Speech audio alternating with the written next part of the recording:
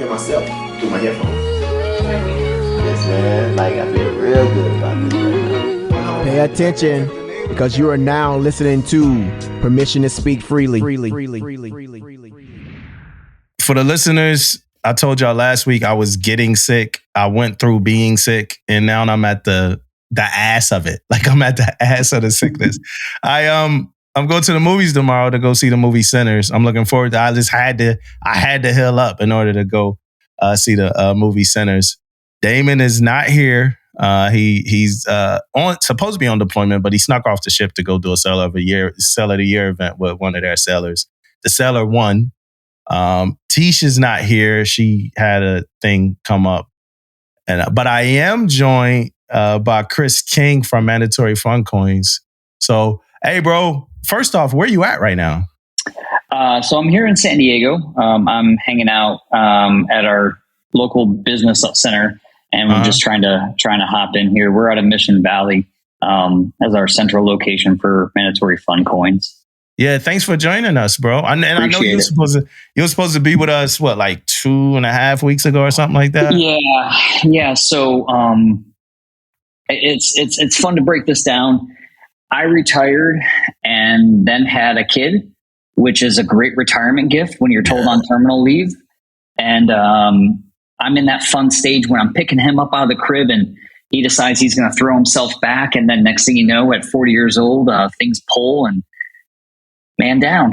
So unfortunately, we had to reschedule because I was in no shape to hold a conversation, and muscle relaxers were really helping at that time. So don't know if I was going to have loose lips or how that pod would have gone. So just try to say, hey, can we just reschedule? Yeah, we had two of those, man. We had one that we couldn't put out. And I almost think about it now and it's like, yo, I should put it out. It was we talked about it before. A junior seller, we was on the ship with him, and he was.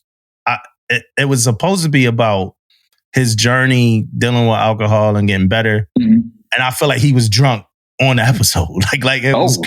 He was going crazy, talking crazy. So, and then we had a more senior seller like talking about some real serious stuff, but they were like drinking, like through the episode.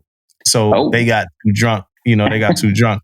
And then I guess I could acknowledge the last episode, the last one of those where I had a little bit too much to drink. That was a classic episode. I didn't even realize I wasn't recording into the mic, but we still put that one out too. So, and then I vowed to never drink again. And if somebody gets too drunk, you got to know when it's time to kick them off, man. Yeah. So I just want to have, I was talking to Chris before we started. I just want to have fun this episode. It's a lot of shit going on in the world. It's a lot of things going on. Just a lot of Navy stuff going on. Not even like crazy, just administrative. Like we almost into where I work at the Naval Academy. We're about to be into like graduation season and stuff like that. Mm-hmm. And then, I don't. Just to be precise, I don't work at the Naval Academy. I work on the installation. Right. But we about to be in a graduation, but security, my people, they got a lot to do with that. It's also like PCS. It's a season of PCS coming up. So everybody moving around. Yeah. It's just a lot going on, man. So I just want to just have fun, enjoy this. We ain't got to be here for 3 hours. Just vibe out, talk, have a good time, man. What could go wrong today? We are talking about coins. So that's my theme about all of this.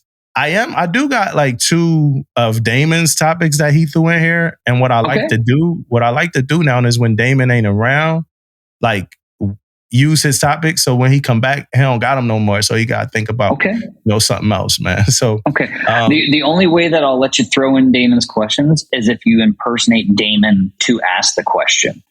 I think it's kind of hard, man, because I'm hoarse. He got this Mississippi accent, man. and how would he even start? Hey, man, I don't even know how he would start. That's probably what he. How about we give it the old Academy try? Yeah, he got that. I did it. Hey, man, that's it. Like that's that. Yeah, but, good. His first question is on leave to get my mind ready for deployment. Mm-hmm. It said some things you need to do. He said some things you need to do to get ready for a long deployment. So I'll ask you first, your time in the Navy. What were some things you needed to do to get ready for a long deployment? So I spent a lot of my time in Japan. So it would be scarce. A lot of times, the things I would do to kind of get myself right, I'd get some books together because I knew I'd had some time to read, some personal stuff like, hey, these are like my comfort foods. This is kind of what I want to go to. Of course, bring about 3 to 4 cases of Georgia coffee on board because, you have to. Because you don't know if the ship store is going to carry it for a time or not. So you just got to have those essentials. And really, just make sure you got everything you want, right? So like what's going to make it comfortable for you?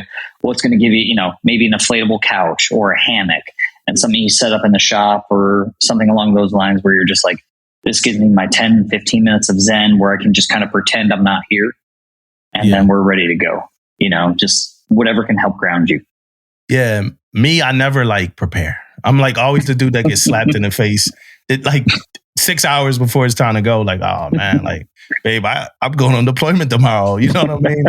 So that's me, guys. What I probably have already done was brought everything to the ship because I don't like bringing shit to the ship looking like the Grinch. You know what I mean? Just the whole bag behind me. So everything's already on the ship, but my mind is not on the fact that, hey, I'm about to be gone. What do I need to do for Zen or none of that? It's man, I'm about to leave, yo. One thing, and I'm going to tell you all, it's a game changer. Bring a shower mat, your own, something where you can just stand barefoot, whether you're at your locker or in your cube. Just a minute where you can just kind of stand there barefoot and just move your toes for a second and just kind of this is what it's like, but not have your feet on the deck because this is nasty. Yeah, but just give your chance to breathe for a second and just kind of almost pretend like you're not on the ship. You ever had to put your feet on a deck? Never. It's like Spider-Man. If I have to, I'm climbing whatever I can. That's not going to happen. Extra shower shoes or Crocs if I need them. Dude, I went to the fire station on base. We were doing a zone inspection at my job, and I saw. Hey, for the listeners, forgive me because I know y'all hear my voice. It's not normal, but I go to the fire station and I see a bunch of bottles of soap, the different brands, and I'm like, yo, this would never make it on a ship. It was a whole repot. I'm like, the moment you leave your soap, you can leave your soap and just do a 360. Nobody else was in the shower. That soap is gone, man. Yeah. That's that deployment life for you. His other thing that he wrote was, what's the first thoughts when you see a sailor with a command ball cap on in them streets? That's his words. First, in them streets. Yeah, okay. A command ball cap on in them streets. So we're talking I'm at Target and the kid's got a hat on, a command ball cap on? Yeah. I mean, I don't see that anymore. I don't. Back in the day, maybe I would see it more out in the haunch or in Japan, someone would give it to their father-in-law or, the uncle or something. And the guy would have a G-dub or a Reagan ball cap. And, they're just proud of that stuff. But I'm not seeing that anymore on the kids. And when I say kids, I just mean just all the junior sailors, you just don't see that anymore. I'm telling you, Damon must have saw a sailor. He must have saw somebody that day. He must have saw and it just stands out. You know? It must have burned him up. Yeah. For the record, though, if you attach to the command, you can't wear the ball cap out with your civilian clothes. If you attach to the command, if you lead a command, you're good to go as long as it's it don't say CMC, XO, CO. So after that, you could wear it. It's hard for me to do any kind of judgment because we wear command ball caps on this show. It's clips, it's episodes with us with command. Again, though, they're commands that we had already transferred from. But we do wear command ball caps on this show. I might have made a mistake and wore one that I was at some point in time. You know what I'm saying? But I get it. I always look at it man, he got he wearing a Navy hat. He got a little bit of pride or whatever. That I don't never think is. But that's kind of the rules with it. If you're gone, you could wear it. If you're there, you can't. That's kind of the rules. But I never think too much about it, though. Other random question I got for you is, are you ever tempted to lie? Right?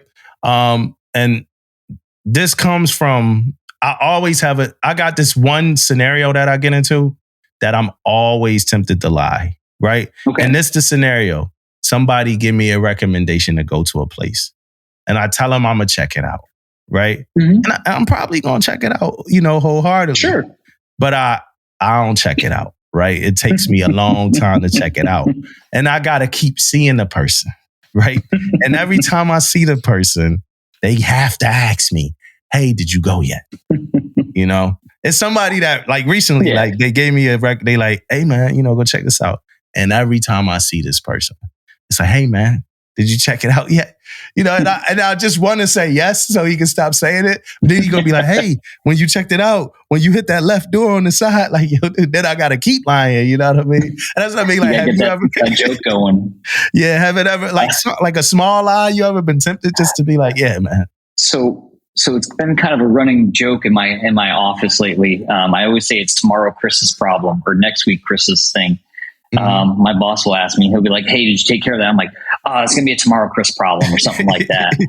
And it's been kind of like a running tab. But what really got me was last weekend I got hit with that where New Year's resolution Chris really got me because I got a notification last Monday that the San Diego Bay, Mission Bay half marathon was going on that Saturday.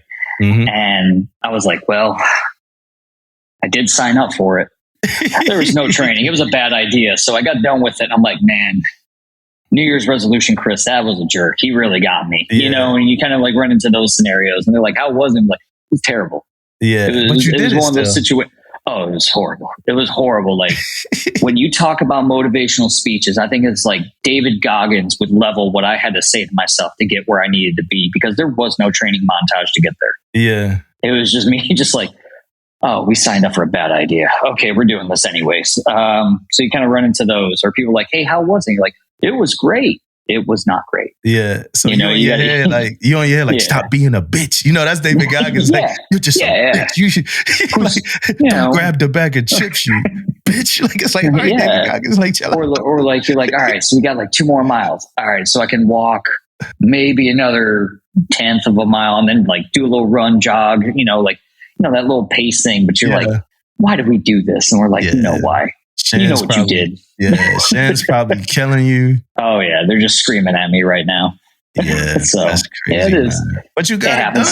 You got it done. Yeah, I mean, but it's like when buddies are like, "Oh, if you tried this race, you should try this one." You're like, yeah, I'll check it out. And then like you look at the list and you're like, "Nah, man. Like I don't want like a rule of thumb. Buddies and we have is, if it takes me longer to drive to get to the race than to run it, we're not doing it." Yeah. So, like, hey, we got this thing in Death Valley. That's too long to run, or that's too long of a drive, unless it's a marathon.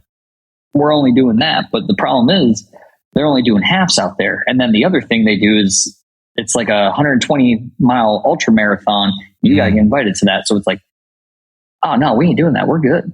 Like, so, hard fast. Yeah, like you get to drive those. home and shit. Yeah. No. Have you ever done an ultra trip? Yeah, I've done a couple ultras in Japan. One in Japan, one here in California, and then one in Australia. Yeah. So I've done a couple of those, kind of hopped around and stuff. Some really good times. That's just a nonstop run, or is it? No. And I think that's where everyone kind of gets that wrong. It's like an ultra marathon is anything over 50 kilometers, which is 30 miles. Uh-huh. And you can stop. You can have lunch. You can walk. You can do whatever. Like the one I did in Japan, they were giving out soba bowls, and they're just like, "Here you go" at the aid station. So like you're sitting there just having like lunch, and you're just like, "Yeah, cool, man. I'm getting my calories in," and then I'll jog to the next aid station with like 5-10K down the road, and then you just kind of get a little routine with it, and get some snacks. They'll give you the little Coke bottles. You kind of get the sugars and whatnot that you need, and you move on. Yeah. I always thought it was just like you gunning a whole 30. Oh no. They got people who sign up and they're just like, I made a bad idea. I made a bad decision. And you're like, yeah, and we're all going to do it together.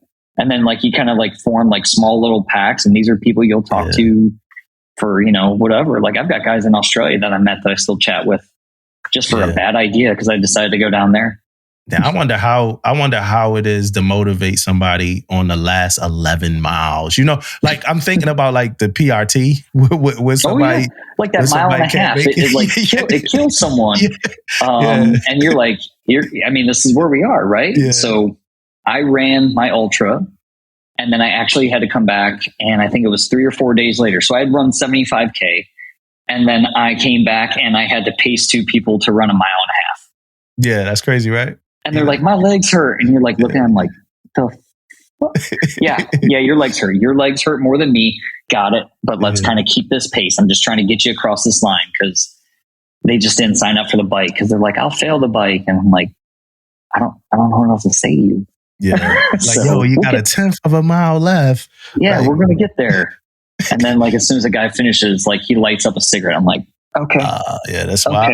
Okay. This is what it is. Speaking of lighting up, I saw a CO and a CMC fired, bro. And like just recently, right? A CO CMC got fired. And it was the first CO/CMC that I like saw get fired since I became a senior enlisted leader.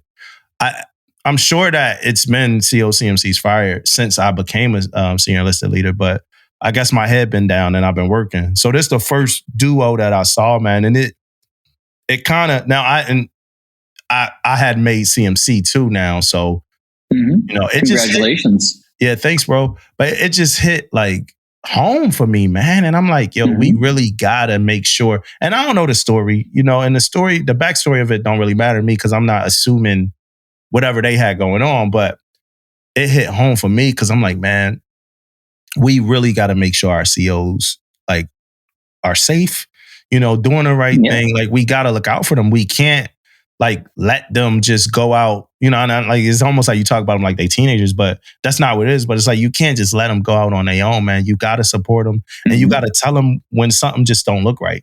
It's on us, you know, because at the end of the day, look, we get in a boot with them, you know. So that kind of hit me hard, man. So when it comes to that part, I'm kind of interested, because when I was in the Navy and I was kind of looking at it this way, I was interested in the program. I had made 8, around 14 and a half, 15 years. And the program was like, hey, all you got to do is go through the PQS and you're solid. Yeah. But then some things had happened around that time. And then they're like, hey, the earliest you can go in is at 17.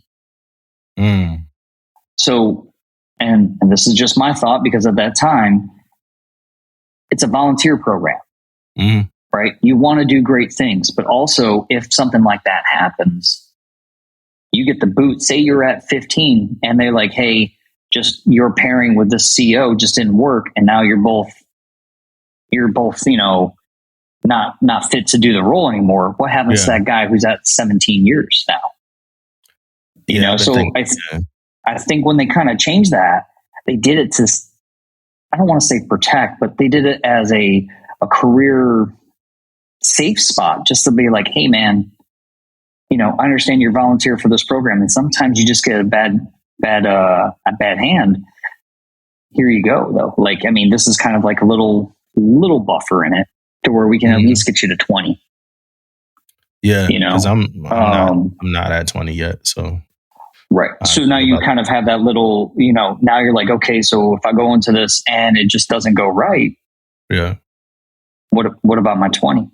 Yeah. You know, and then it kind of depends on what happens too, right? Yeah. It's also, you know, but like, no one's going to look at it like that. It's just going to be CMC or Triad fired due to loss of confidence. Yeah. And that's the only story that you get on the cover of Navy Times. There's always a loss of confidence. It's not like, you know, the XO or CO that was found in Okinawa just by himself in a pair of boots. Yeah, yeah. You know, that guy who just got lost and they just found him a couple of days later by the locals or something. Yeah, that's crazy, man. And then you just go somewhere and you just like put like papers in folders for the next 2 years or something till you get retired. Yeah, like you kind of hang out at a RON or a situation like that to where you're supporting, but it's like all those years that led up to that spot, and then just something happened within the command that's completely out of your control. Yeah.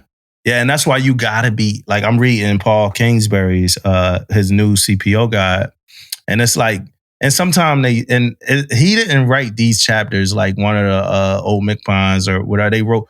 And sometimes you read it and it's like, man, it's like this almost look like superhero task, and it's like a tall order, like make sure you observe and everything. But it's like it's almost like, yo, you should be trying to do some of that shit because it's nobody else doing that. Like who else is looking out for the captain? Who else is looking out for all of these? So it's like you have to be thinking like that. You know what I'm saying? Right. Yeah, that shit hit home, bro. And you look at it and they go, what are your standards? And then what are you maintaining? Because it's like whatever you have across those deck plates, that is your standard. Yep. You are that line, and you, the CO and the XO, all going to be on it together. Yeah. And that's, you said exactly what they said in there. Like, you have to be impactful. Like, you got to create that impact, man. Like, you can't, it's not like, this ain't sports. Like, it ain't like you rely, like you passing the assist for impact. Like, hey, I'm gonna get an assist to the CL. Yeah. Like, nah, you better have some, numbers on the board too.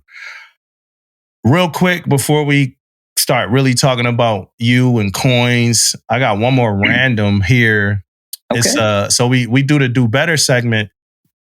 So I got a Do Better from one of our followers on Instagram, and it just says, be visibly accountable. It's funny, it's pretty much what we just talked about, right? But it's from a chief, look like. It says, be visibly accountable in front of our sellers. The standard is the standard. It shouldn't matter what's on our collar. I'm tired of the perception of our mess being that we can't talk the talk, that we can talk the talk, but won't always walk the walk. Again, probably one of those Damon scenarios where something had just happened that day and this person was fired up. You know what I'm saying? But I feel you.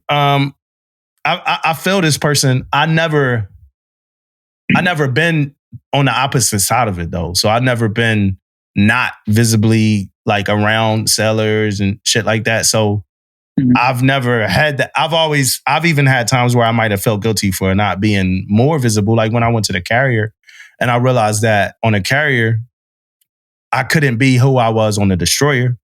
Like on the destroyer, I'm in the fan room with my guys working on control, and I had to. It's times where the don't captain, have a choice. It's like, hey, we're chief. And not so like I wasn't around, but like, hey, I want chief looking at this or something like that. It's just not a lot of people. I got somebody on watch. I got and even if I send my guys sometime, and that shit used to frustrate me sometime when I sent like a third class of mine and somebody, that third class, like, yeah, they want you, chief. It's like, no, I know you could do this job, but it's just not enough people on the DDG. But when I get to the carrier, it was different.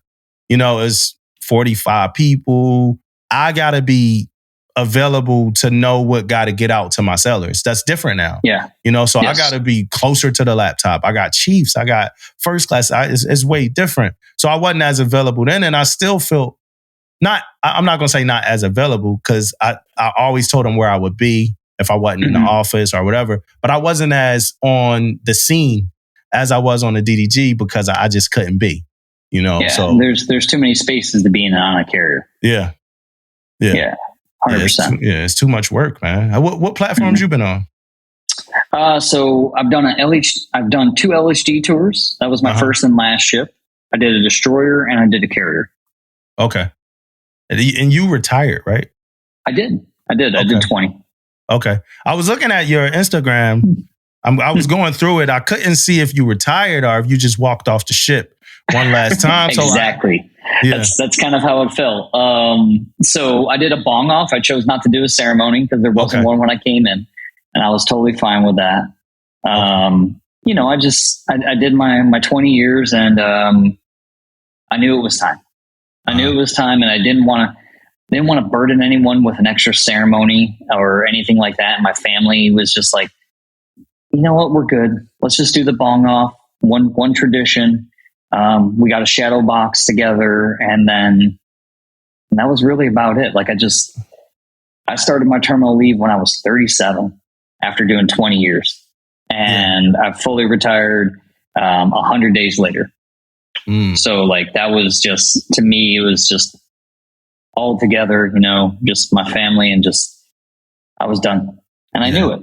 And it was unfortunate when you know that feeling when you're like, okay, I think I'm going to retire. And you almost feel guilty for it, for all the time you did in the mess, and you kind of feel like you're giving up on people, but you really got to see that you're giving yourself that time too.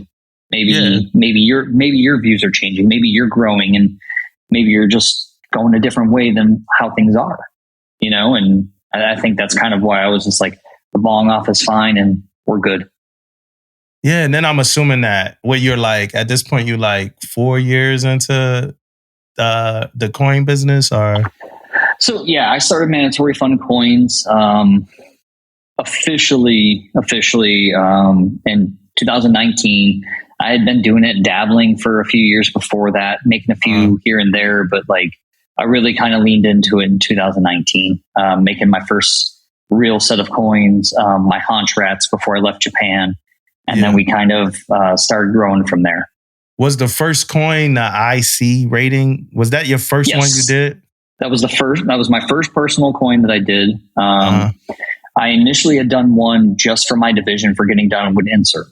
I was on the Ronald Reagan. I was CSH chief, and I had made 50 coins for the kids because the lead up to it, the whole swap that we had going into it, because I had swapped with the G-Dub.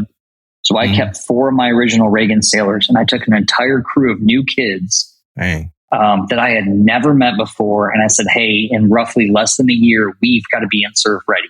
Yeah. Are you ready? And they're like, what are you talking about? And I call that like my army of IC-men, because like there was just so many of them.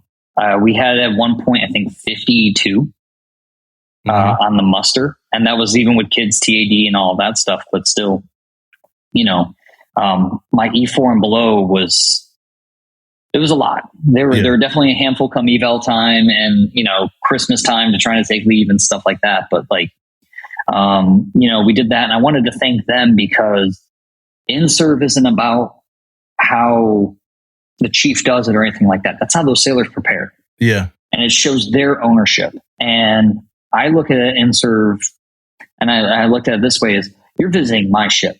Yeah. I'm going to show you how awesome we are, and then you can go. And you're going to find problems. Great. That's your job.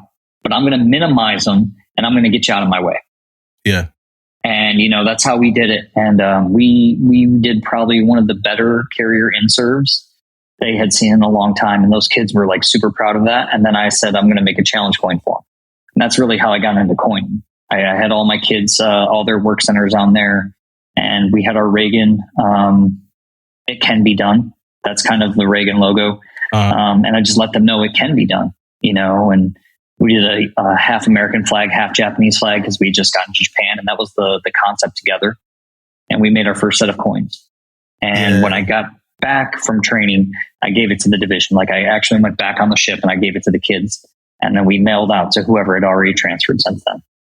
It's crazy that like your INSURV story and my last INSURV story as a chief, I connect. I kind of connect with yours a little bit. So for us, we had a first class that was a superstar.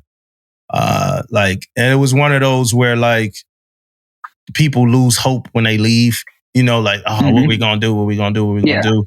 And he just defined the division. So he left, before INSURV. So, we were running pretty much with our team of like, like, the secondary, it's like our bench, like our junior guys who just got there, just figuring out like all this stuff. The first class we had wasn't as seasoned as the one we lost. He didn't have his feet as wet as the one we lost, because the one we lost was doing everything. And I just remember like them kind of feeling like that too a little bit and looking like that. And like me, my Divo, and them, man, we, really them. It wasn't really me. I didn't do much for INSURV, but like they got it done, dude. I cried. Like when INSURV was over, I cried in front of my guys. It's big, it's one of the defining moments, I would say, of a maintenance team really during their time on board a ship, whether it's the maintenance man, the technician, the watch standards, all of that. And it's your ability to show your ownership of your ship. Yeah. They come on board and they were like, hey, we found this hit. And you go, I already found that. So you can take that off your list. Mhm. you know, and like, you know, that gives that kid that energy, you know, he's like, hey, you know, these people have been doing it for 20, 30, 40 years and I'm catching the same things they are. So like it builds that confidence within them, you know, and it's their ability, you know, to just be like, this is mine. Like you're just visiting. Yeah. So we're going to keep this show going with or without you here. You've got to do this because this is like your check, but like, okay, this is us. We're going to keep doing us. You guys you guys are great. And that was kind of like the tone that it left. Cause I was leaving soon after INSURV. So it was kind of like, you guys got it. Y'all got it. Like, we didn't need EM1. We didn't need like y'all and as great as EM1 was for, it's a ship. We don't need, you know, people come and they go. Exactly. You know? Sailors are due to rotate. Yeah. You know, and if you go, we can't move on without this one person. Are we doing our part? You know, a single point of failure for anything is just like, guys, really? You're telling me no one else can fill the shoes of this 23-year-old that's been here for the last 5 years, and you know he's gone from 4 to 5, or you know whatever, and you're telling me this is the guy that the ship cannot get underway without? Yeah, it's got to keep going. Like it's not like we're going to keep him here till we decom. Like, so we've got to instill that ownership on them. And like that's the biggest thing I think in those technical rates. We're like, hey man, you're going to be the guy for now, but I need you to train the guy who's going to be the guy when you leave. Yep. You know, baby bird him if you have to. You know, it's fine. Yeah, we just had it's funny how this conversation going, like we just kind of pulling everything out. So we just had a seller, like we got a seller that's leaving my command now. And we just did the whole round of room, everybody say something. What I told her was pretty much that like, I could feel the DNA that you put into the command, right? You really added DNA to the command. And what I realized that I don't like to tell people anymore is like, hey, they got big shoes to fill. And I don't like saying that because I feel like saying that is that like, no, we're not like out of hope. So what I wound up telling her was, I really know that you've trained your reliefs. So you should be satisfied as you leave. Yeah. You know? That big shoes to fill shit. It ain't for me no more, bro. Yeah. Yeah. And it's like, you know, when I say, hey, this person, you got big shoes to fill, it's just basically saying to my bench squad, you know, my people who have just gone here, these kids, you know, they've just been here less than a year. It's basically going, you ain't gonna amount to shit. And that's not the truth, man. Like sailors they do amazing things. Yeah. And they do it in such a short time that we fail to acknowledge that sometimes. You know, it's just like, hey, man, you're doing awesome, but you're new. Yeah. Like, there's going to be growth in that in any field, here or the civilian side. Like, we just have to remind ourselves that, like, people will grow to the expectations you put on them or to the standards you teach them. Yeah. Yeah, we were planning a hailing bell for one of my CMCs, and it was supposed to be having the one there and the other one, you know, there too at the same time. The one I was coming and the one I was going, and then a more like seasoned CMC was like, "Hey, man, like I don't normally do hailing bells with the person I'm relieving or the person that's relieving me. We do it separately, you know." And I'm like, "Well, why?" You know. Then he started talking about it. He was like, and he was bringing up all that big shoes to fill, you know, stuff. And when I thought about it, when I did the hailing bell, I was at the guy I relieved hailing bell. And I'm going to tell the guy that relieved me, like, hey, don't come to mine. We'll go do our thing, but don't come to my thing. Because I honestly didn't like hearing that I had big shoes to fill. You know what I mean? Like, I don't like hearing that. You know, and what I wound up saying... What I wound up saying at his hailing bell was, "Hey, I bought my own shoes, guys. I bought my own shit." and it's like, oh, okay, because you're like, you know, you just show up and you're like, "Hey, I'm here to do some awesome stuff," but you know, Dave was great, but he's gone. You know, you got me on Monday, so I mean, cool, like. It gets awkward. Yeah. No worries. Yeah. I think I got this. You know. Then as soon as the person leave, they like, hey man, that last guy. and then they come to you about that. Yeah, like, hey man, for real, you gonna be like this? And you're like, oh, okay, here we go. We're gonna have this talk. Got it. Hey, all right, let's talk a little bit about coins, man. Let's go. So for the listeners know, and I told you before we started, but I'm not much of a coin enthusiast. I've picked up some coins throughout the years, most of them like free from people that either, like one of my favorite coins is Kelly Williams' coin from when she became an officer. You did it. You know what I mean? Another one of my favorite coins. Yeah. Yeah, another one of my favorite coins from you is the Peralta Aztec coin. Did you do the original design for that? No. So I got fortunate enough. I was asked to do Peralta's Aztec and their Eagle. So we got the Aztec and Rose Gold. We just released that. They got that, I want to say, month and a half, 2 months ago now. So they had that for a little bit. Funny story about that one. So I got this random DM from this person who works flight crew in Dulles Airport. Yeah. And she said, hey, I found this coin, this challenge coin on the airplane. And it had your information on the sleeve. And I wanted to reach out to you because it's military. And, I don't want someone from the cleaning crew here to snag it. So, how do I get this back to you? I'm like, I'm sorry, what? Found one of the challenge coins, found us on the sleeve, reached out and was like, hey, somebody lost this. Can we at least get it back to you? Yeah. And you're just like, that's never heard of, but that's awesome. Thank you, And so, we got her. She just shipped it out here. We're going to get that return address. We're going to hook her up with some things from the site.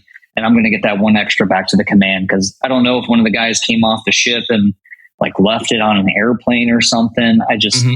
But the fact that someone reached out and said, hey, we found this and we believe it's yours and we want to get this back to the rightful owner. That's just awesome. It just shows, how people can find things and they see the significance of it and they just want to get it back to the rightful owner. I think that's amazing. Yeah, man. I've been explaining challenge coins to people in my family more recently because they've been around. I got a design and they've been seeing it. But and I want to make sure I got you right. The Peralta Aztec coin, the circle coin. Are you the original designer of it? I am not the original designer. Okay, but you redesigned it. You did I redesigned it. Yes, I redesigned it for rose gold for them, and now they're using the rose gold at the moment while they're out in Yokosuka. And then we've also redesigned their Eagle. And that Eagle, I should be receiving that at the end of the month, and I'll hand deliver that when I go back to Japan next month for some PTO. Yeah, okay. Because I'm like, damn, because that's one of my favorite coins, man. They've been around. They've been amazing coins. And sometimes, you shoot your shot because, as we were saying before, everybody's got a coin guy. Yeah. Everybody's got a coin guy. So like, your names get out there. You're trying to do your best, as a small business. And, sometimes people give you a shot and you're just like, all right, we're doing this. Yeah. So it's still cool to be able to do it. To a coin like that, like one of those coins that's popular, it's still cool to be able to do it, even if you didn't do the original. It's still cool to be able to get in on that. Yeah, and also I reached back to the originator and I said, hey, I just want you to know this came on my plate, and I want you to know that this is what's going on. Are you good with this, or do you need me to change anything, or do no harm, no foul, just. We all agree that we can eat at the same table. Everyone can eat. It's just, I want you to know, like, hey, this is the project they offered. And because it's your original artwork, let's just have a talk real quick. I just didn't want them to think I'm just taking their business. It's just things worked out the way they did between the originator and them. And they decided to part ways.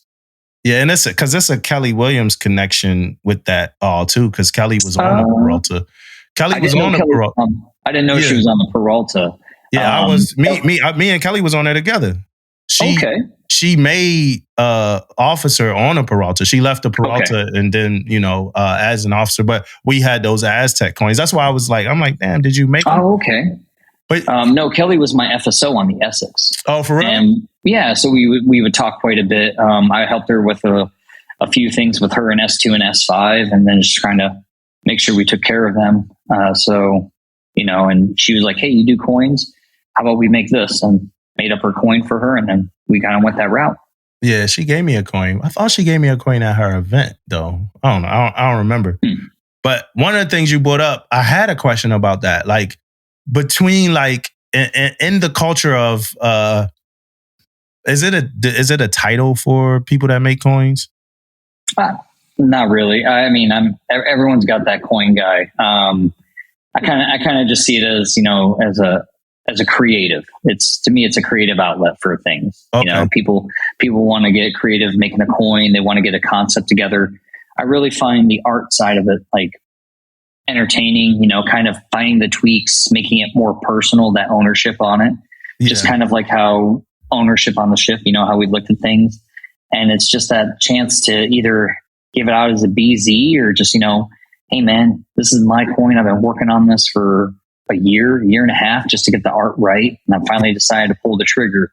Or, hey, I'm going CMC and I got to have a coin, because CMCs, if they don't have a coin, you just hear some guys in the mess be like, boo, this guy, boo.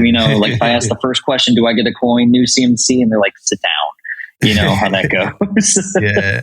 So you brought up earlier, like reaching out to the guy who originally made the coin and stuff like that. Mm-hmm. Is this a pretty like close community? So when I say small community, I don't mean necessarily small, but small, like y'all kind of know each other throughout this community.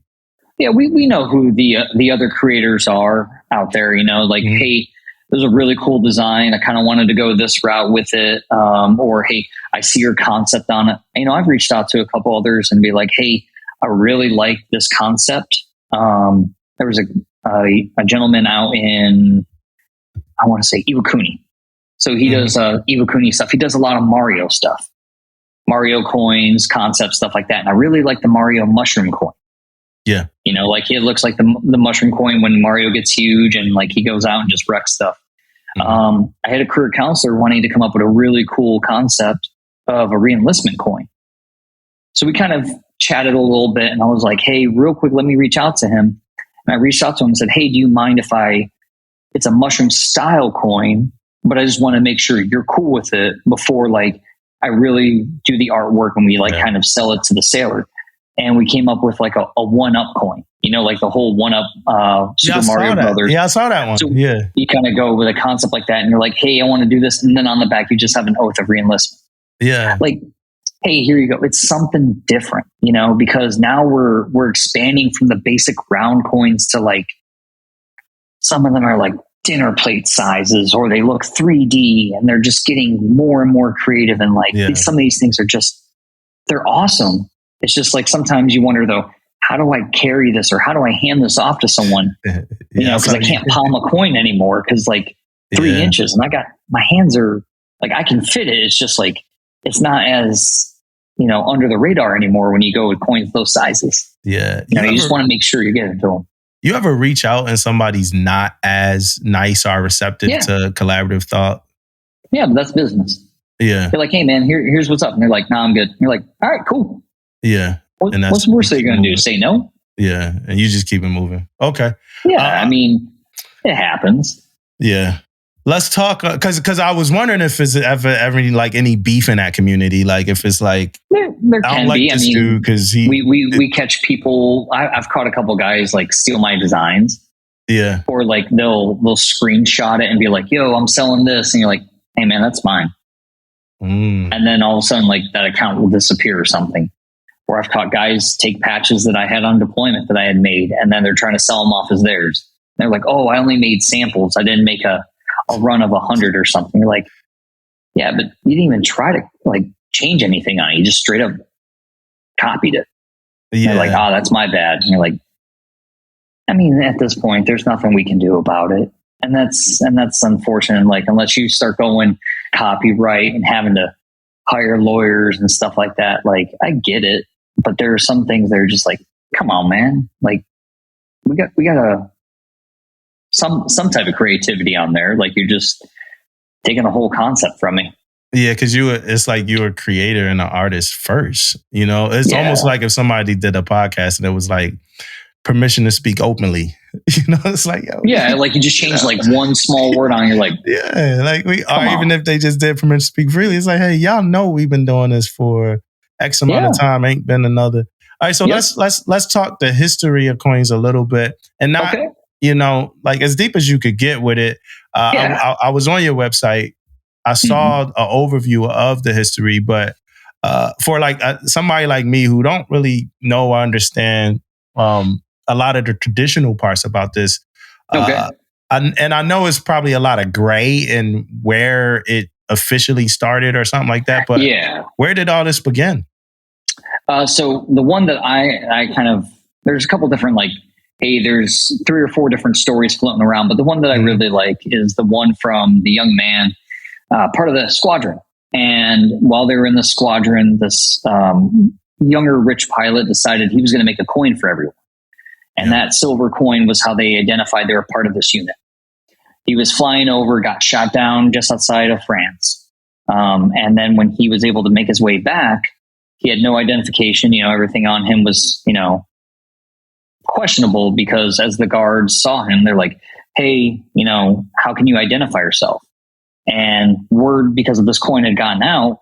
He showed the coin, and when they challenged him, he was able to prove he was part of the unit.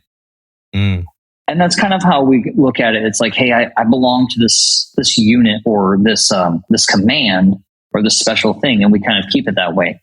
And it's really expanded from across the branches. It goes to firefighters. It goes to police officers, veterans groups. I've supported VFWs, motorcycle clubs, of people just finding ways to belong and try to identify as part of a group, and they kind of go into the challenge coin route, because we all know when we get out of service, our identity it's everything, so we're trying to find ways to almost find our ways to get back to identifying ourselves as part of a group, or, hey, I'm part of this community, because I'm no longer in uniform. And I get it. It's tough, but it's, my belonging. How do I find myself with these people? How do I identify? I think that's kind of the cool part of helping out, because a lot of the veteran groups that I work with, they hire vets, and one of the first things they give them is, hey, here's a new challenge coin. Yeah. Like, here's the challenge coin to our group. Like, I have a nuclear power plant in Oklahoma that gives it out to their vets every November, every Veterans Day. And it's a different quote. It's a different concept. And they just want to thank their veterans for working at their power plant. Yeah. And now the traditional way to give somebody the coin is to palm it. Yeah. So you go, so I like using a standard 1 3/4 coin. This is actually my design that I use for the combat systems port engineers. And we kind of keep it palm. You can kind of just, when you go to shake someone's hand, and then it's just, they kind of take it over the other way, and they can just put it in their pocket, and that's it. That's your way of saying, hey, thank you, or passing on a tradition to a junior sailor. Sometimes you do your first salute, you're giving them that silver dollar, or, you're saying, hey, thank you for that first salute. We kind of go that route. Yeah. And then for the civilians that listen to that might not know anything about this, I don't know if we've officially said that we're talking about challenge coins. They're called challenge coins. We've been talking about coins, and you talked about that challenge, and so they're called challenge coins, and that's what we've been talking about. So, and then you do coins, belt buckles, patches. You got this cool metal thing going on.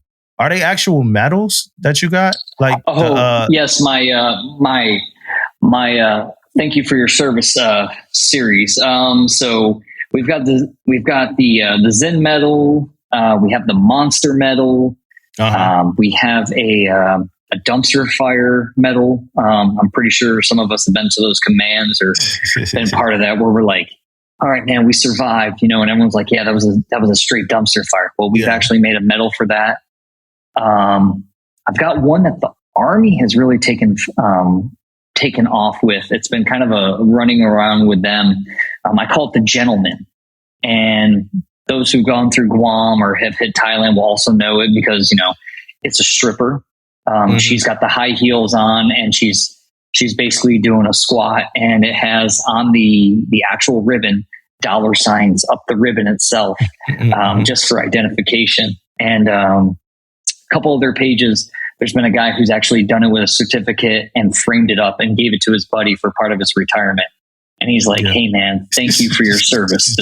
The strip clubs here in Fayetteville, thank you for everything that you have done. And he's like, that's what's up. Yeah, that looks official. I saw that. It looks really official. Like, he really went overboard. And I was like, I'm not even mad. I'm impressed. Like, these guys really put in the effort. And I even had to hit him up. I'm like, hey, where did you go? Did you go to like Michael's? And he's like, nah, I found this, the actual frame for the certificates off Amazon.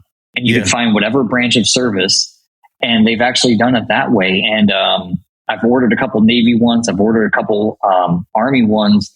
And when people ask for it, I'm like, hey, I'll put it together for you and just give me the name. And we've kind of done it that way now. And we're sending it out. Yeah. We took one as a gift, and we were just like, man, that's pretty awesome. And it's just from fans. Like, they'll send us stuff all the time of like, hey, I'm wearing this. Or, I gave this to someone. A lot of digital creators are also like, hey, I got one of your awards today. Mm-hmm. Like, someone will buy an award and give it to a creator. And I don't even know how it found its way to them, but they're like, hey, man, this is pretty cool. Yeah. And then how do you stay fresh in this world? So the gentleman, I was in Vegas and I went out there to go see a podcast show, and kind of, I guess, poor planning on my part, but it was just funny. I found a hotel. I'm like, hey, this is far enough away. Like, it's not too crazy near the strip. I'm going to just stay here. Mm-hmm. And I come down from my hotel room and I realize they're hosting the AVN Awards. I'm just like, oh. And then like the whole lobby is full of them, the actors and actresses. And I'm trying to get to my cab so I can go catch this podcast show. But like, I'm on the way over and I hit up my artist and I go, hey man, I got an idea. And of course he just goes, I'm sorry, what? I'm like, hear me out. And like, you just tell him, and he's like, all right, man, I'll work on this. Like, give me till Monday. and like, he sends it to me and he's like, I'm actually proud of it. Cause like, we just come up with stuff. We're like, okay, what are things that we think service members still kind of joke and look back on? Because like, just cause you could do 4, you could do 20, you could do whatever in between. But it's like, there are things that you're going to look back on fondly and go, yeah, like, everyone's big into Zen now. People lived off monsters, I've got a Rip It medal out there, all my GWAT guys, they know it.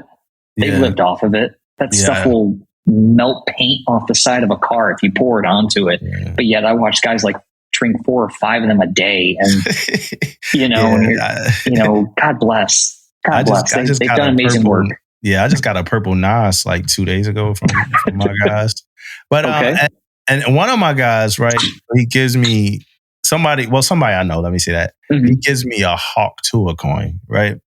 And now here's the thing, man. Like, I'm not really a coin dude, right?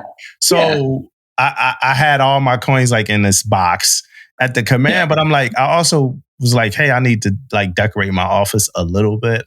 So I had my guy make me a coin holder, right? Like a 40 coin holder. I got about 40 coins. So he comes in, one of the guys come in and they see this Hawk Tour coin on my coin holder. And, now this is the CMC's office, right? And I had just put the coin holder up. They see this Hawk Tour coin. And he like, hey, man, I don't think you should have this Hawk Tour coin in here, man. I'm like, oh, shit. I ain't even realized. I'm like, you're right. Let me get this out. Sometimes you got to QA. There are some things I'll put out and other things I can't put out. So like, I've got some things on the website I can't put on my Instagram just because it's not a thing. But when I do certain events, like I'll have them out and people will see it and they just go, dirty coin. They'll laugh at it and be like, nice. And that's about it, And I'll go to some events and I'll set things up, and some days they'll sell really well. And other days they're just like, what are you doing, man? But it's getting creative. It's finding things, sometimes it's a joke, and, sometimes you can be real serious and somber with it and it could have meaning. But at the end of the day, it's, people want to get creative. They want to decorate. They want to have that type of stuff to still reach them back to it. Yeah. Your Hawk Tour, I mean, awesome. I think I've seen that design. It's just, there are some that people don't even sell on the pages. They just kind of like, hey, this is just for me. Yeah, and it shouldn't be in the CMC's office in the middle of his desk. Well, I'm glad he caught it, because if it was a junior seller, it would be like, what the hell? I want to see him in his office, and he had this random Hawk Tour coin. Yeah. So I'm glad he caught it, because I definitely didn't intend to have it up there. It was definitely a mistake. So I want to talk about coin cons, because I don't know much about those either. Just what is a coin con? So it's where a group of creators will get together, or we do, there's Coins and Coffee. I know Coins and Coffee in Virginia is huge. I get a lot of FOMO just seeing what they come up with. Yeah. It's a lot of good creators, a lot of good messes out there in Virginia, and they get together at a Starbucks, or they'll pick a location and they get together and they say, hey, we're just going to trade. We're just going to talk. We're going to break bread. It's a lot of other creatives, which is, it's fantastic. People will talk about, hey, I'm having this problem with my factory, or, hey, this, and this. And they're like, all right, well, hey, here's my guy. And, we kind of break bread that way. Out here in San Diego, we've done a couple things. We've done a couple coin cons here in San Diego. I think there's 2. And then there's also events that we do, like Heritage Day. And then there's also San Diego Pride Day. That's a good spot as a vendor where you can, do your drops. And sometimes even at El Cid, that's kind of the spot where I have a booth and we kind of keep our stuff there. People will come by and check out Eric's brewery on El Cajon Boulevard, and they basically go, hey, let me pick that coin up. And then they kind of just pick that up, and, he'll sell it to them. And then we just kind of work it out at the back end on how the booth went for the month or something like that, Yeah. There's a lot of creative ways of out there. You've got Etsy and the websites and stuff for creators just to get that reach, And CoinCon is like, you got vets out there, you got active duty chief messes out there. Chiefs mess, first class associations, sometimes even the wardroom, we're like, hey, it's going to be $100 for a table, and someone will pay for it. And then honestly, you sell 5 coins, you break even. So like, if you're confident in what you got, hey, we're doing this drop, you go out there and they'll sell, and it gives them a chance to do some fundraising, because fundraising for some of the messes only happen during the summer now. That's our big, it's not around the year anymore, or we can't do it during the season. So it's like, okay, how do we do it? And then everyone's like, I got it. We'll do a coin. And then how do you get that coin to sell? So you go to those little coin cons, you got a guy who's on the road. I did that when I was at SRF. I would travel. I'd bring a couple coins with me and I'd try to sell them wherever I was at, make a couple bucks for the mess, and then bring it back to them. Yeah. So that's always a big thing for Chiefs messes. Hey, I'm going to CoinCon. We need this money for the season. I'm going to CoinCon. You get these coins ready to go. So you talked about what made you make your first coin, and that was INSURV, right? That was INSURV. Yep, it was the INSURV. And what made you stay with it? I had fun with the creative side. So I kind of went that route. I got back after I had given that coin out to the kids, kind of how they felt about it. I was like, hey, this is, I like this part. So I started making a few things. I made some stuff for our Chiefs mess, for the IC Chiefs mess. And the numbers, when you say that, it's such a small community amongst the Chiefs, the senior Chiefs, and the Master Chiefs of ICMN. We only have 100 Chiefs, 24 senior Chiefs, and 8 Master Chiefs in the entire Navy. So, like, when you have the new numbers, and those kids are coming to the mess, nothing better than your rate welcoming you to the mess with a coin, going, hey, it may have taken a little bit longer than you wanted to get here, but hey, welcome. And it's just that way. Like, everyone's got a coin, and everyone's got a story of how they were welcomed into the community, not just the mess, but the community with open arms because you were selected.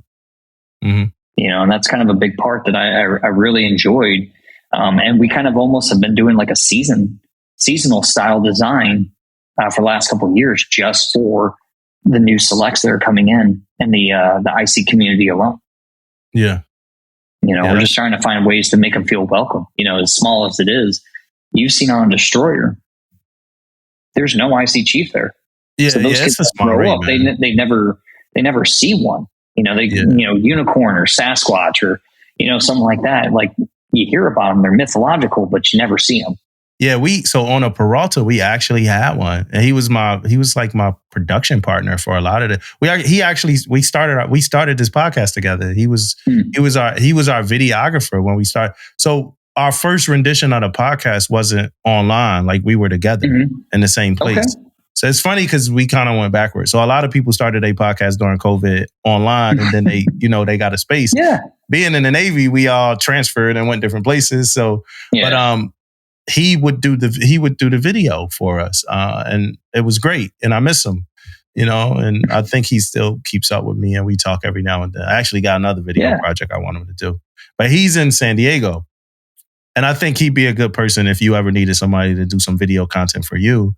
I think he would love. Yeah, he would love that. Speaking of video content, I saw your first video. Well, what I believe to be your first video, and it was like one of those like, so you want to make your first coin? Was that like a Fiverr? Like you hired like some company to put it together? Yeah. So when you're trying to figure it out, you get asked a million questions. So you're like, hey, I got a video I'll just send you. Yeah. Like I got like a little 45, 60 second elevator pitch. And it's like, hey, are you interested in making a coin? Well, here's what you need to know. Because everyone always goes, how fast and how much?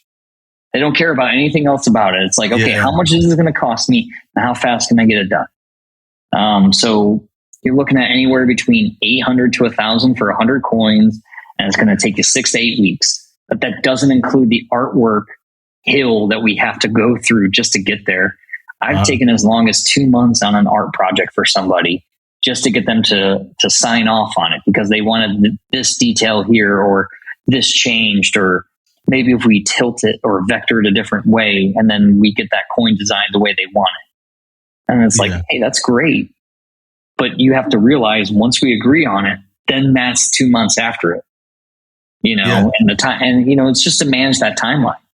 So I know May's coming up, so it's probably going to be June 1st is when all the inquiries are going to come in going, hey, we need to make a coin for the season because, we had our first meeting and, I'm the emblematics person, or I got to figure this out. So we know where this is going to go. So, I'll be kind of pushing those type of things out. But yeah, Fiverr was a great tool for someone who had no idea what he was doing. Yeah. Like, the guy kind of put it together for me, gave me his voiceover, and I was like, oh, that's what's up. It hit my budget. That happens. And then now sometimes I'll put my face out there. I'm just like, hey, I make stuff, like, do you want to make cool stuff? We'll try. Yeah. I see you with updates. I saw you with an update about artists recently. Like you made an update about like, hey, the artist thing. Cause some people think the artwork is free or something like that. Yeah. Yeah. They're like, the artwork's free. This factory said they can do it for free. That's cool, man. My artist is a young man and he's going to college to be a nurse. He was an HM2. Yeah. And ramen's not cheap. So, I at least feed the kid for his time. That's kind of our understanding on it. Like each project we go, hey, this is what the budget is and this is what we're going to do. And I make sure he gets paid. He gets his stuff taken care of first. And, we kind of go that route. He's actually graduating May 2nd.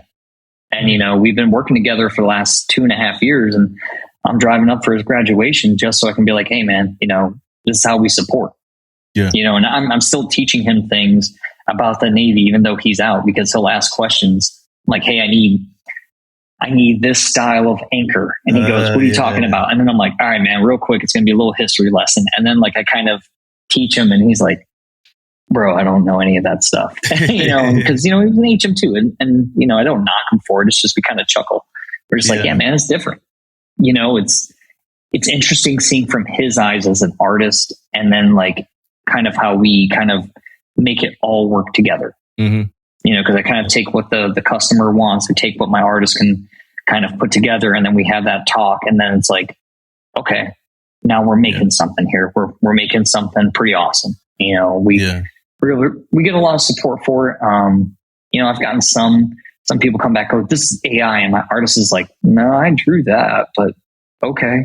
Because now out comes all the AI designs. Everyone pulling their AI concepts and they're going, yeah, this is what we're doing for our design. You're like, that's not a ship.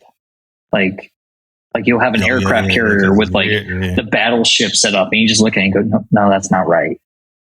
Yeah, that AI thing is AI. Well, let's break down, and you talked about it a little bit, but I want to break it down, like maybe even nerd out about it, but process, right? So let's talk process. So I want a coin. And a lot of times I get overwhelmed when somebody thinks that I know what I want. You know what I mean? Like, hey, 100%. I want a coin. It's like, hey, what you want? A coin. Yeah. Man. Now you're asking a lot, right? Yeah. And people want you to create with them, I guess. Like they want to talk to you and know that you can help them with their idea, right? So, hey, Chris, I want a coin. Yeah. So what I do is I go, okay, what do you like? Like, what is the style? Like, what coin do you really think is, like, I guess you would say defines you or the concepts that you have out there. So you talk about the Peralta coin. Okay. So what did you like about the Peralta coin? So I kind of want to get an idea. Yeah. So, okay, is the size, is that what you're trying to do? You're trying to match for size. You're wanting to have certain things raised. You want some things lowered. This concept, a lot of people like to go into their heritage, so like what's my cultural background or my rate and kind of what can tell my story on something that size. Yeah.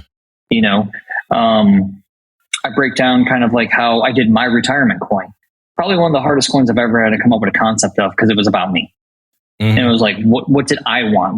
What did I want it to tell my story? And how did I want to share that with everyone? And you kind of, and when you look at that, what details do you want there? What is the size? What is the, what do you want raised as a 2D texture or a 3D texture? And sometimes I'll even have to send coin samples to the customer and go, hey, this is what we do. Yeah. So now, so now all of these details we talk about, so we talk about size, we talk about raised or not raised. Are all of these things cost effective? Yeah. It's all part of the quote itself. Okay. And there's also these things called a UV print. And a UV print is actually where it's printed just as is, like the detail of it. Yeah. So like if you gave me a picture and said, hey, this is the front of my coin and I got to make this my coin. All right, gotcha. What do you want raised on? So in the UV part of it, we'll do that entire print on it, just kind of like how I have on my on this coin here, right? Mm-hmm. Yeah, that's actually a UV print. And then we raised on part of the skyline in the ships. Mm-hmm. So the way we broke that down, just for that alone, is we were able to give depth. We were able to give texture for it. We were able to still keep the art there and add exactly what we wanted for the coin itself instead of just being a flat design printed on it. Mm-hmm. So, that's the part where the customer, yes, they need to know what they want, but also it's my job to kind of speak to them and go, okay, so I'm going to send you some examples or I'm going to send you some pictures. And what do you think about this? Mm-hmm. And that kind of gives us that chance. And these folks are calling me from all over the world or an email and they're saying, hey, we want to come up with this design and we want to do it this way. And we kind of build it through a series of emails and just trying to make sure we're understanding each other when it comes to the artwork. And then once we get that done, we get the sample, they sign off on it, and then we'll go into mass production. Yeah. So now, you get... So now artwork, just kind of slow walk it. So now artwork comes at a cost, right? So, yes. And is that a flat cost? Like it don't matter how many times you go over it? So we kind of push for like 3 to 5 revisions, right? Okay. So I don't want to scrap it every time.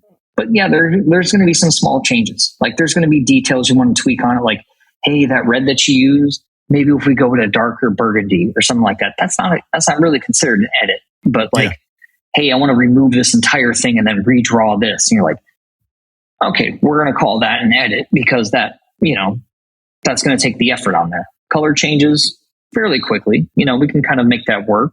Mm-hmm. But it's being realistic with the customer and being like, hey, we know what we want to go with. And if we can't get it here, how about we kind of make a change? If I have to change an artist, well, then I'll do that out of my pocket. because I want to make sure that my customer is happy with their art before we even go forward. Because there's nothing worse than getting a design that's like, I can't believe I paid for this. Yeah. So everything starts with the artwork. Yeah, that's where I'm at with my car. I love the front idea.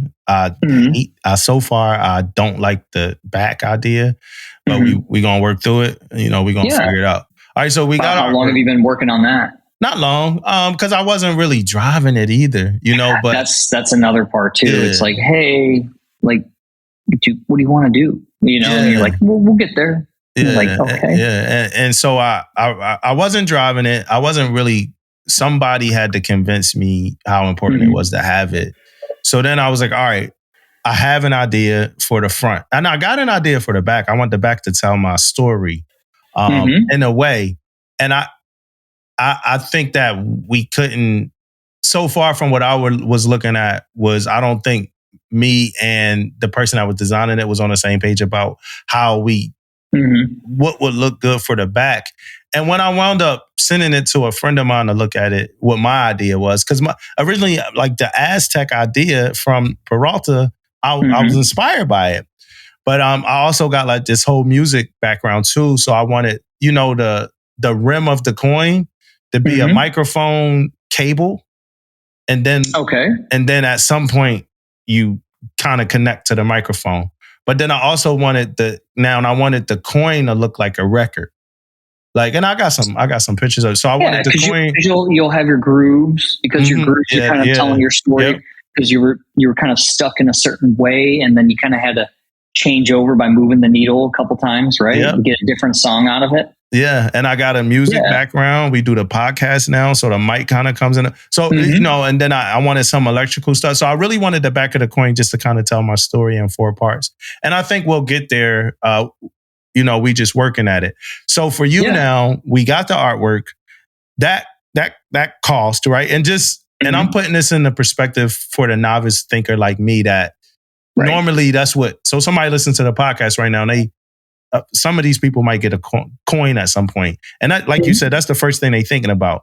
All right, so artwork, and some people don't charge, but some people do. I think a lot of people I know do. And now the size of my coin matters, right? That's going to cost me something different, right? Yeah. So, I mean, if you go with the standard small coin, 1 3/4, or all the way up to 3, I've had some people ask for a 4 or 5 inch. I was like, all right, I guess. It's awesome. or like it's like a small ashtray at that point, So you're going, okay, so that kind of matters when it comes to the mold. And the mold is a one-time fee, and that anywhere can range from $200 to $400, if not $500, depending on the size of the coin and the amount of detail that you put into it also. And I say that because a lot of people are like, that's insane. You go, well, yeah, you're asking for something completely unorthodox or something wild in size. So yeah, the price is going to be different. Yeah. Kind of put into context, like I made a Pokeball. That Pokeball coin, or the mold for it alone, was $400 because it wasn't a standard thing, but like it has a hatch, you can open it up.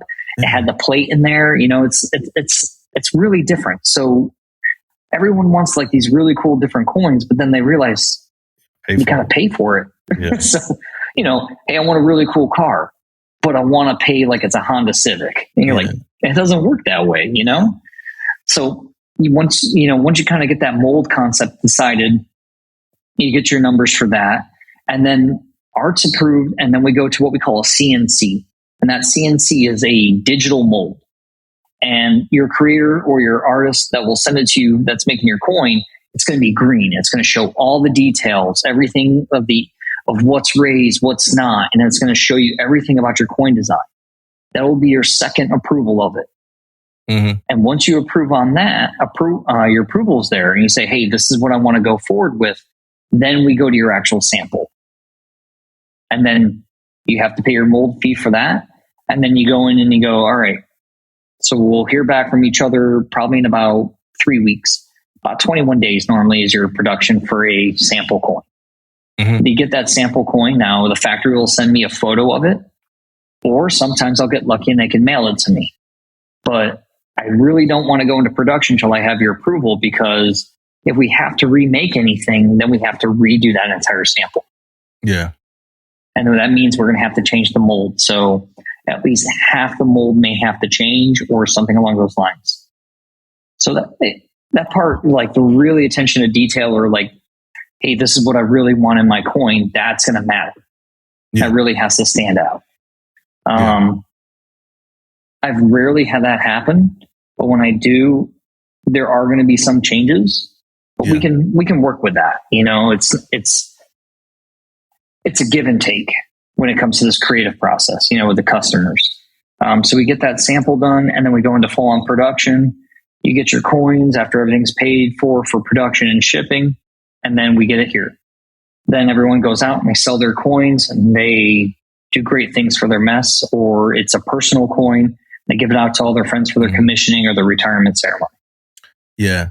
And then for creators, what separates you? And I feel like I know the answer to this question now, but I wrote it down before we started talking. So, but what separates you guys the most? Is it the actual artistic ability, or is it does the artistic ability outweigh like equipment and resources? I mean, normally artistic ability does, but it does, and it's your ability also to kind of say, "Hey, I want to make something different."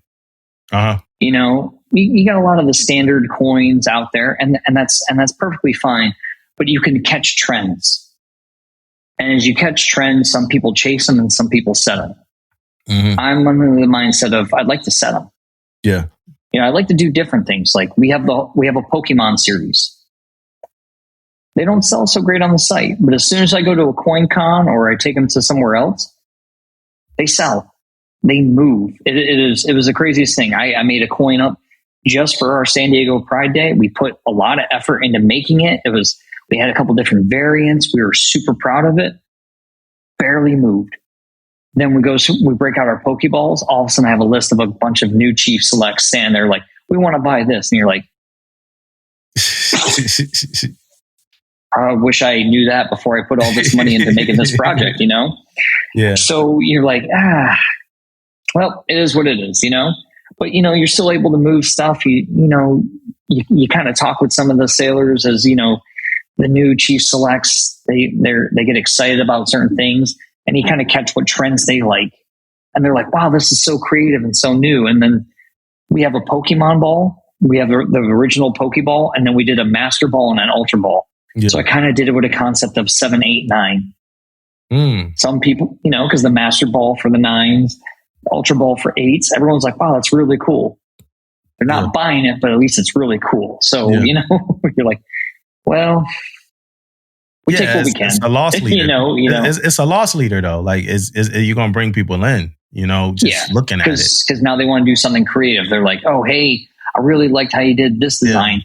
Can we do something different like this? And like my Pokeball led to a sake barrel that when you open it up was an anchor holder. And they used that at the Yokosuka Pride Day. Yeah, so like that one was pretty cool. Like I was like, yo, that's awesome. Yeah. What's the most outrageous thing somebody ever asked and you couldn't do? Was it anything you ever couldn't do? Not yet. Not yet. We found ways to make everything work. Okay. And that part I find really interesting because I like it when someone says, I want to make something new, something that hasn't been seen before. And we're like, I'm listening. You know, and you kind of, how can I make this work?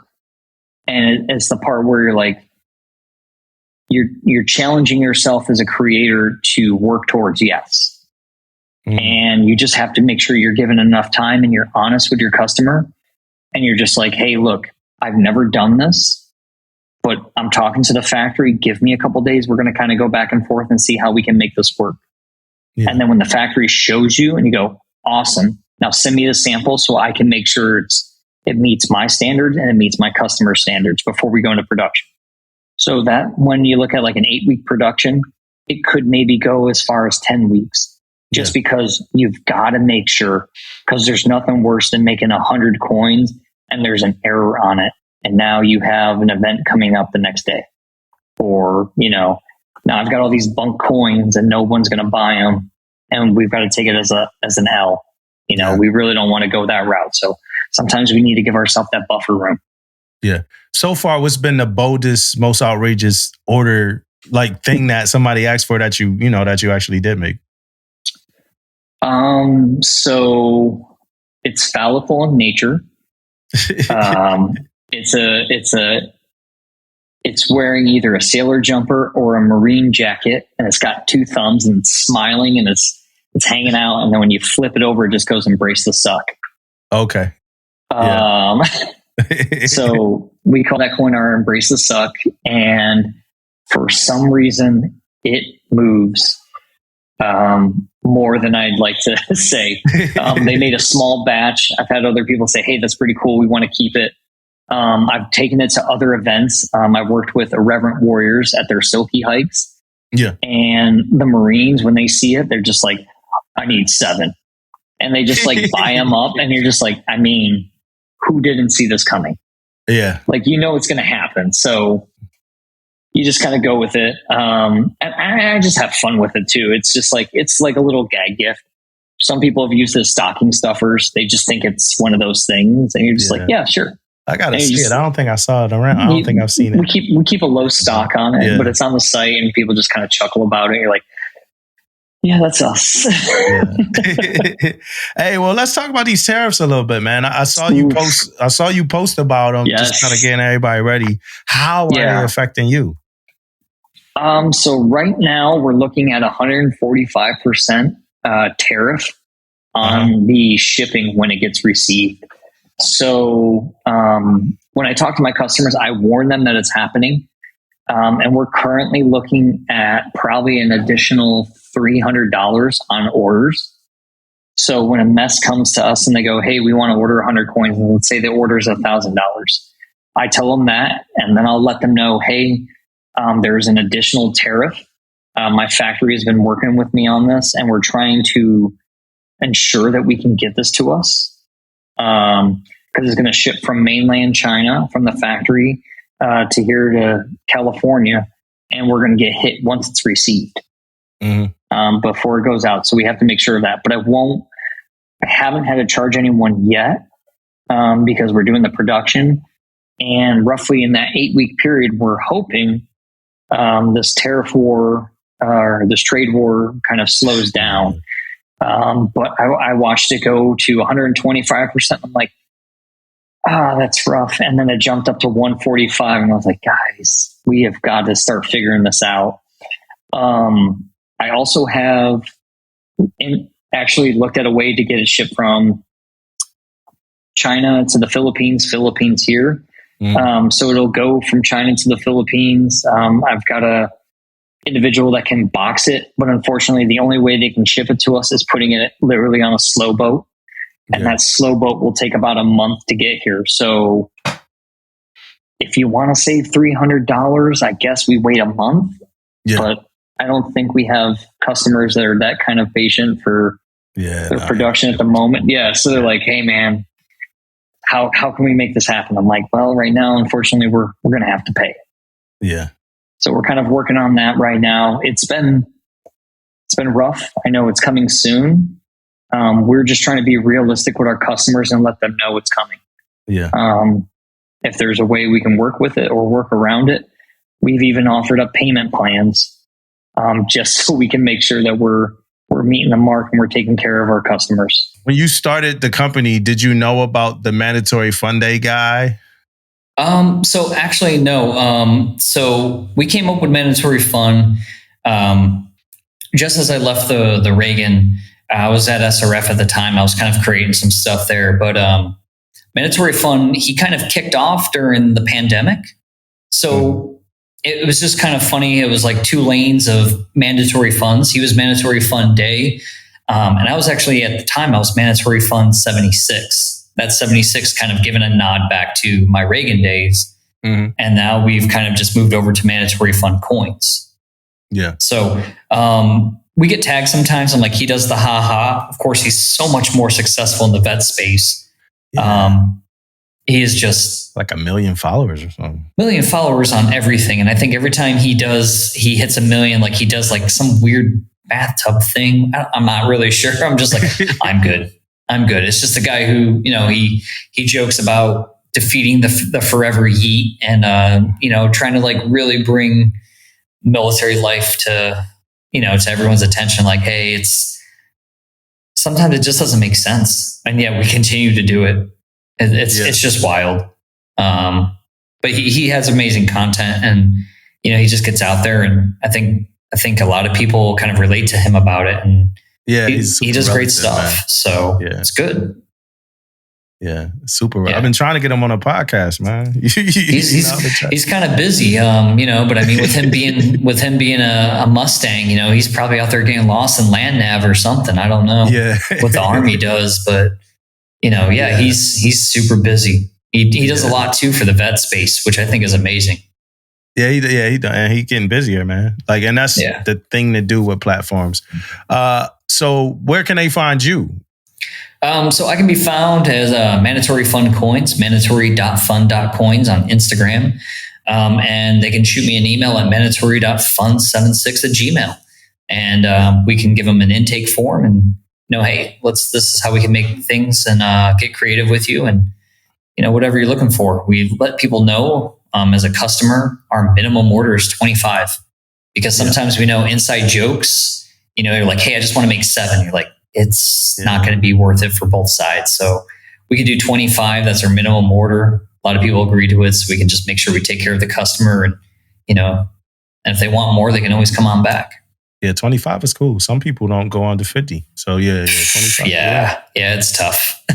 Yeah, that's cool. So I got, I just, man, I thought of another thing to ask you. But the first question I got is this. So you made Chief in 2010? I did. Okay. I was a 7.5 year ICC. Okay, so you make that. And that's great for IC. It's hard to make it's hard to make second class. At some point for IC, man. It was.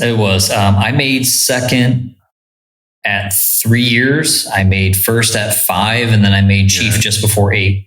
Then it was almost impossible to make first as an IC, man. I remember a time when it was almost impossible to make first. Yeah, it's been a kind of a challenging run for the sailors, and they go, well, it can't be done. It can. And I'm not going to be like, oh, well, this is what you got to do. I was the multiple.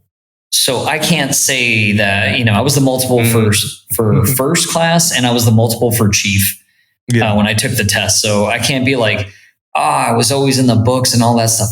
No, I'm not going to say that. I'm just going to say, hey, I've also gone and written the test, and I've learned is everything's on that bib, and like we're trying to make it to where like you know your job and you kind of you study your stuff, it'll come.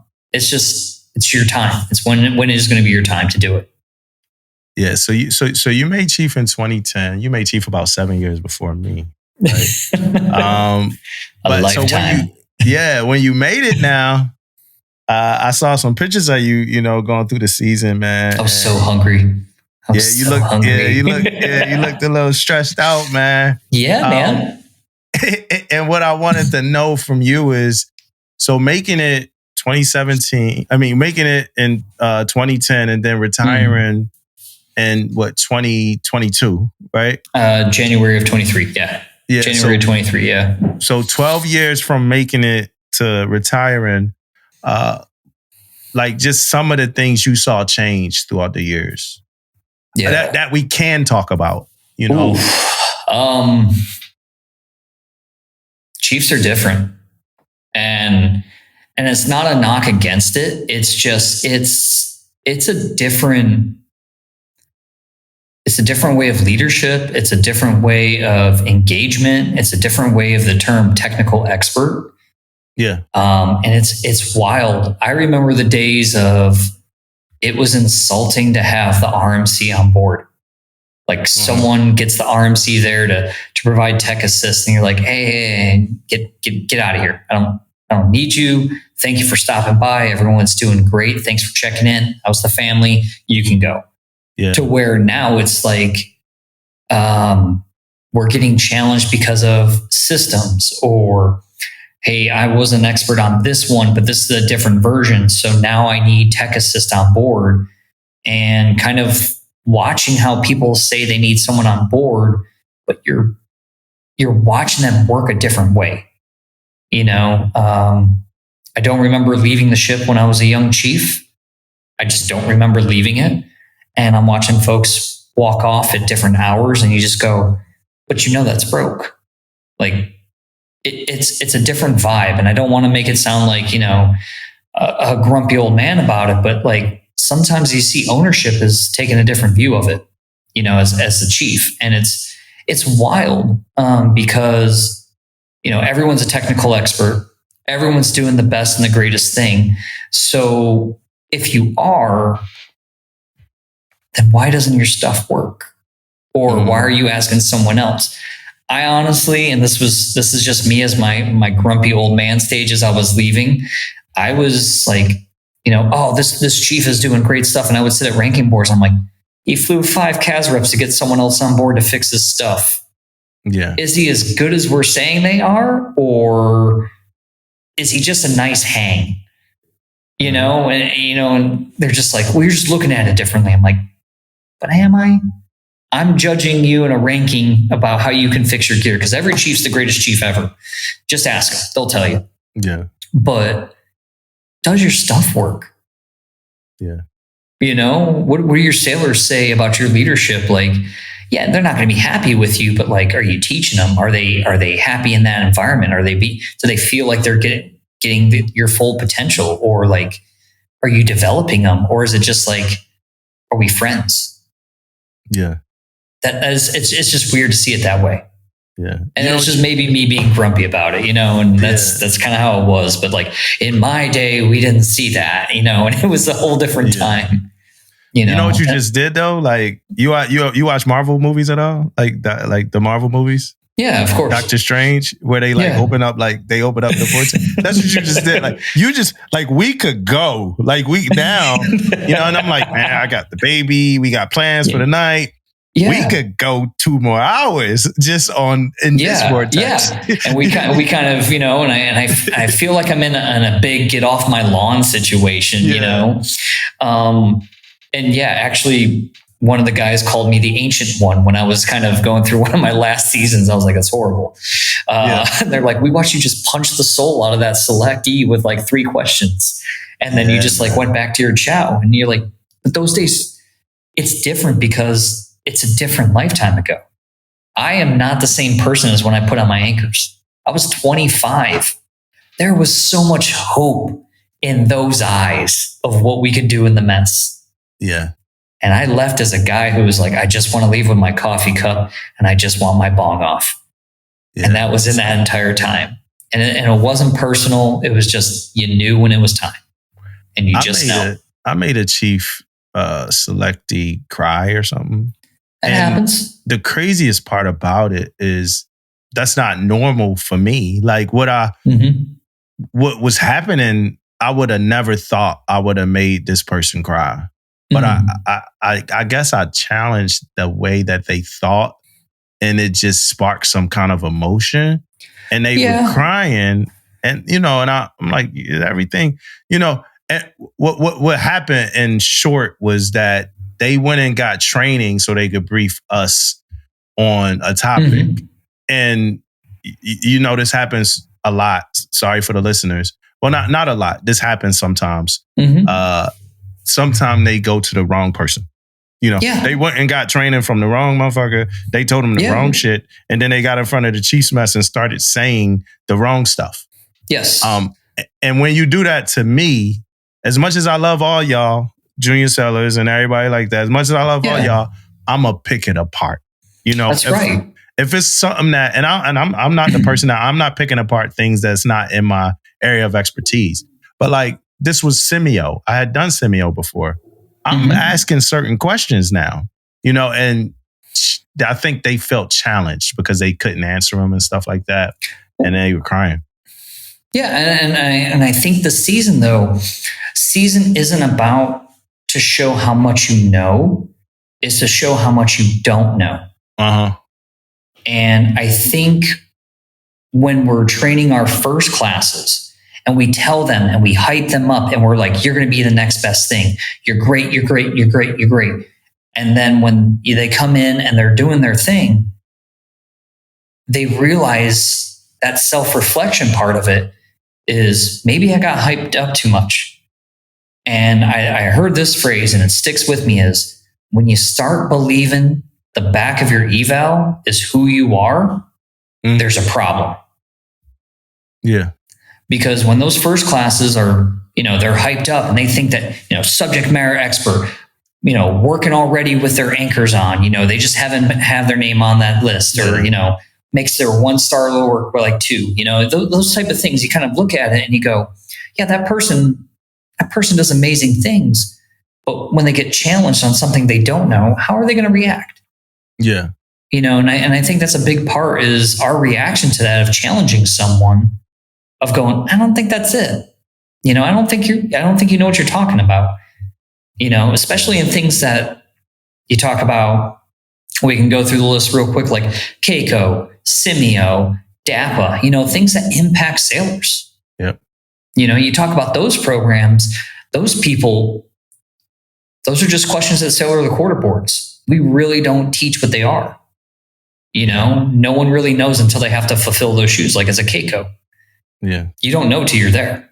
Yeah. And you can't teach that. It's just, I know you've had that experience. Yeah. And you go through it. I've had to be a Keiko 3 times. Yeah. And you're just like, how do you react? And the simple answer, and it's the simplest thing you can do, and it comes even from leadership, be human. Yeah. Just be human. And I think that really pays off and being realistic and open about it and go, I don't have an answer, but let me figure it out or I'll get back to you. Like those are powerful terms just to tell someone. Dude, I think that's the answer. Like and I think you just hit it too. I think that's the answer to leadership, period, bro. It's just be human, man. It hasn't failed me yet, and I'm not like walking around here on eggshells or nothing. Just because I am who I say I am type stuff. So I'm not trying to be nothing different. I'm not, so it hasn't failed me yet, man. Like be human and treat everybody else as that they're human as well. Yeah. And I think we'll be fine. Yeah. And I think that's our strength there, to be human. Yeah. And it don't mean we got to lower standards. It don't mean we got to expect less. Like we should always, I think we should always demand excellence. I want the most out of my people and I want my people to want the most out of themselves too. Yeah. But I'm a human. I understand that this just happened at your house and this is going on. Like I was talking to one of my, and I promise, man, we're going to wrap this up. I promise. Yeah, but no worries. the vortexes have opened, Yeah. But I was talking to one of the dudes at my job, a retired chief. And I was just, I was talking about like how when I came in, the senior chiefs and they gave us shit if we lost our IDs. They gave us, like just from losing your ID. And it wasn't a matter, like it never was a moment where I was like, hey, they don't care about me because they gave me shit. Mm-hmm. I knew that, like, just like I lost my ID, I also knew that if I got assaulted in the street of like Norfolk, Virginia or something like that, or something happened to me, that they would be like the first on the scene to take care of me and look out for me and stuff like that. It was firm, but it was fair. Yeah. And it's hard to teach that. It's hard to teach that because we're starting to have a revolving door on leadership. Yeah. And that PQS doesn't get signed off. It's just, hey, you're the next guy. And it comes with experience. And sometimes we just don't have it. It's being realistic. Yeah. And then people been weaponizing, like, so people are weaponized. And this, we're about to go down the rabbit hole a little bit, but people weaponize these investigations, right? So sometimes you might get an investigation on you. And I always tell people, if I get an investigation, I'm not stressed out about no damn investigation. I know I ain't do nothing wrong, So, but now these investigations inspire people to change behavior.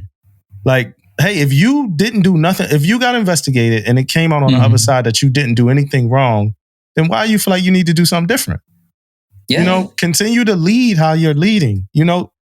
somebody didn't like what you said. They didn't like what you did, but they investigated. It wasn't wrong. Like, and that's, and cause I deal with that personally right now with like, guy I know, like, hey man, the reason why I didn't correct the seller was because the last time, I was investigating. It's like, nah, the last time you said some foul shit and, you had to get looked at a little bit. Yeah, man. But that don't mean stop correcting sellers. That just means when you do it, don't say that foul shit that you said. Maybe your reaction should be a little different, maybe not go for the jugular. Maybe use some softer words, Yeah. We still got to lead, man. Yeah. I tell people, like, even if I get investigated and it come out that, it come out and I come out on the wrong side of it all, I probably still didn't do nothing wrong. That's just probably what the investigator like kind of determined. But I'm not up here waking up every day and with the intentions of wrongdoing or harm now. You know what I mean? Like we've been in the game too long to be doing that. Yeah. you don't put your hands on the sailors anymore. Those days are gone. Yeah. Yeah. And it's people, bro, it's people, man. And you've been out for a little bit. It's people, but you were in late enough to see this. It's some people that's afraid to lead, bro. Yeah. Yeah. They're afraid to lead because I was on a different platform and now I'm here and this is new. And, I'm worried how it's gonna make me look. I'll play it fool. I'll learn it.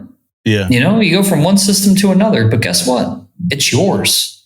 At the end of the day, whatever you're doing on the ship, and if it's in your field, it's yours. You just got to figure it out.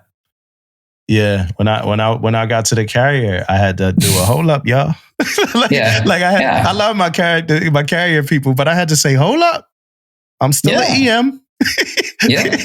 Like, I get it. It's a carrier, airline. I get it. But I'm still an electrician. We talking NSTM 300. That's it. And then they kind of, and then some of it was like a revelation to them. Some of the stuff they like, well, yeah, we never did it like this or looked at it like this. I'm like, yeah, but this is how we should be doing it. You know? But then you work with nukes and that's a whole different game. And that's a whole nother circle that we can go down. Yeah, nukes. Yeah, RE division is a different beast. Yeah. They had to help us out once when we needed some help. But they run they kind of like outside of, air, they run that ship. So, they. But yeah, hey man, look, this was a good chat. I know I appreciate it. We might have to get back up just to talk this Navy chief stuff. I get Damon back on here, man. We make it a thing. We make it a thing, man. I get my voice back and stuff like that. But I appreciate the education. I appreciate the information and I appreciate the conversation. I learned a lot today about coins that I definitely didn't know. And also just connecting it back to the heritage, the culture, and some of that stuff that's also important. So I appreciate I appreciate what you're doing out there, man. Hey, I appreciate the time and the ability to come on here and just kind of have this talk. It's a little different on the other side. When people have got questions and I just don't want to be that retiree in the parking lot at the exchange, just correcting stuff with the with the hat on. So I appreciate the time to come on out here. Yeah, man. Thanks for your career too, bro. Thanks. Yeah, thank you. I looking at some of your posts, I know that you cared. You know what I mean? So thank you. Appreciate it.